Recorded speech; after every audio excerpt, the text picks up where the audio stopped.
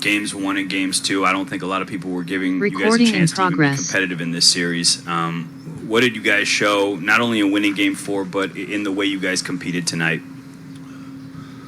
That you can't ease your way into a series. You know, that's one thing we learned. I feel like in games 1 and 2, we just eased our way in. That was one of the things that we talked about. We just need to have a greater level of urgency from the jump. You know, play like our back is against the wall from the start, and it would have been a different series. Is there frustration because of that, thinking that, you know, this could have been extended to 6 or 7? Of course. Coach Mullen mentioned that after the first 2 games here, you wanted to redeem yourself, and you showed tonight, man. You were going after every loose ball, every rebound. Is that your game? Is that what you want to put out there?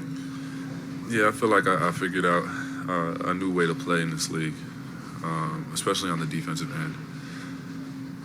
Just every night, you know, bringing that physicality, bringing that intensity. That's just something that my team needs from me. And for us to be successful, that's just how I got to play. So, you know, it just was like getting back to my roots. Aaron, they started a little smaller, and it seemed like you were attacking right off the jump. How much of that was a conscious effort on your part? Yeah, I mean, I felt like they couldn't stop me getting to the rim. You know, I went away from that in the second half, and the results showed. Aaron, what's your plan this offseason? And is there any areas of your game that you want to hone in on and kind of refine? I took a couple of weeks off, 3-4 weeks, maybe 5 weeks, let my body heal. Other than that, it's less about working harder and much more about working smarter. I mean, to elaborate, you know, I'm playing with Yoke, who's one of the smartest basketball players in the world.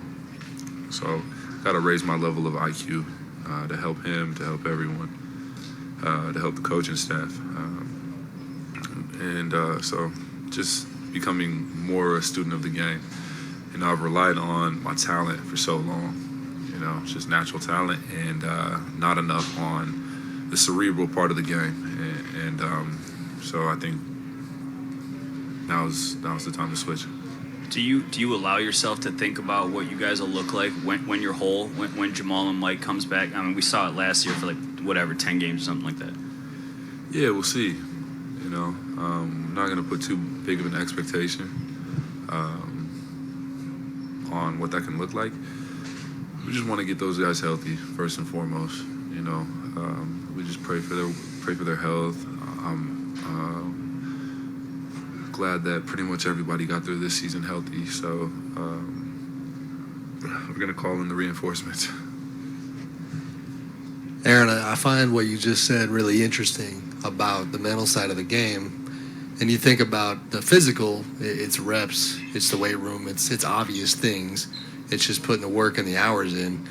But to try to elevate the IQ side and the mental side, what does that look like day to day? How do you do that? Studying film. Just study and study and study. Everybody that's in the league, every game, every set, just leave no stone unturned. I feel like it'll slow the game down even more for me, and really allow my natural talent to excel.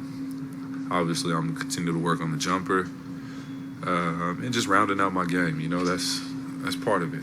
You know, but the cerebral part, being a student of the game, that's my main focus for this offseason. Along those lines, is Joker somebody who can he convey some of that to you in terms of y'all's communication and sharing some of the way that he sees the game? I mean, you know, when you play around guys like Will, Monte, Jeff, Nicola, all these guys, you know, you want to be better for them.